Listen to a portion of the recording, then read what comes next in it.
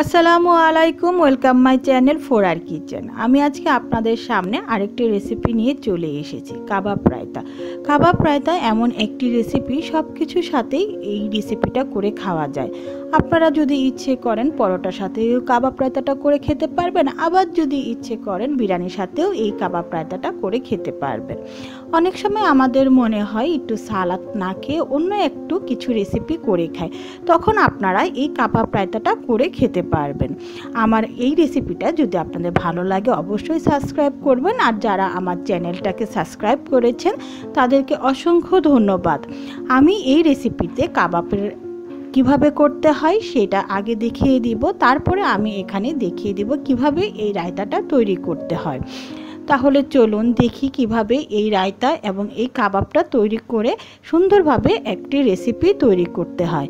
আর আমি এখানে যে সকল ইনগ্রেডিয়েন্টস ব্যবহার করেছি সবগুলির পরিমাপ আমার ডেসক্রিপশন বক্সে দেওয়া আছে।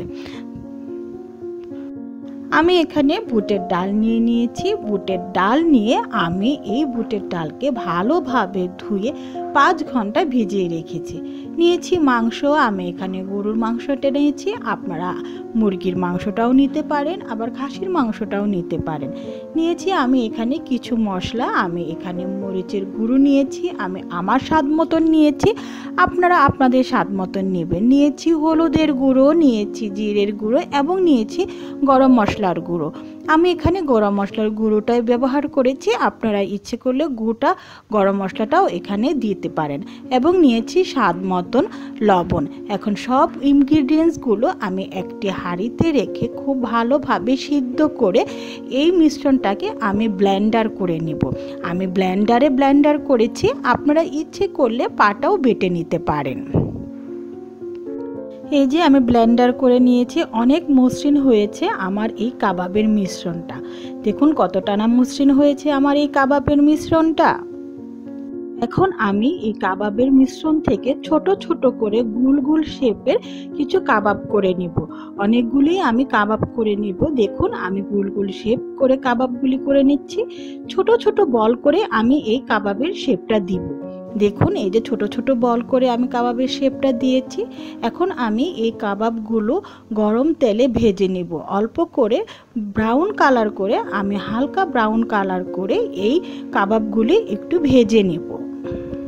এই যে দেখুন আমি কাবাবগুলো ভেজে নিয়েছি, একদম ছোট ছোট বেবি কাবাবের মতন হয়েছে, একদম ছোট গোল একদম বেবি কাবাব হয়ে গেছে। দেখুন একদম গোল গোল বেবি কাবাবের মতন করে আমি নিয়ে এসেছি।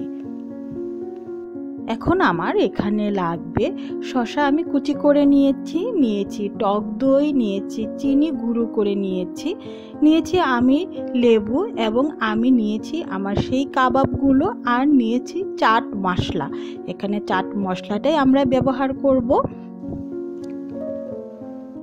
এখন একটি বড় পাত্র নিয়ে তাতে আমি টক দইগুলো দিয়ে একটি হ্যান্ড উইক্সের সাহায্যে ভালোভাবে মিশিয়ে নেব।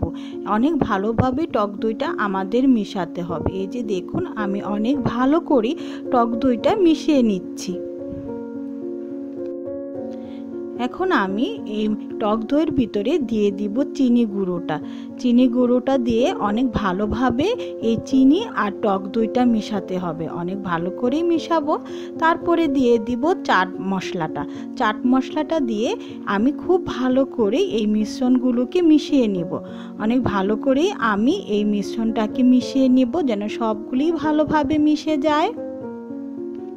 দেখুন অনেক ভালোভাবে আমি মিশ্রণটাকে হ্যান্ড উইক্সের সাথে মিশাচ্ছি। দেখুন অনেক ভালোভাবে একদম মিশাতে হবে যেন চিনিটা, তারপরে চাট মশলাটা আর টক দইটা অনেক ভালোভাবে মিশে যায়।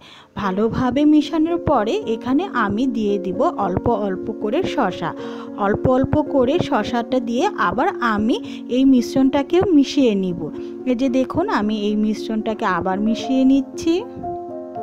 এখন আমি এই মিশ্রণে দিয়ে দিব লেবুর রস দিয়ে আবার ভালোভাবে আমি এই মিশ্রণটাকে মিশিয়ে নিব। এখন আমি দিয়ে দিব এখানে সেই গুলগুল করে কাবাবগুলি আমি একটু ভালোভাবে দিয়েই এই মিশ্রণের সাথে মিশিয়ে নিব। দেখুন আমি ভালোভাবে মিশিয়ে নিব। আমার কাবাব রায়তাটা একদম রেডি হয়ে গেছে। এখন আমি এই কাবাব রায়তাটাকে একটু সার্ভ করে আপনাদেরকে দেখিয়ে দিচ্ছি।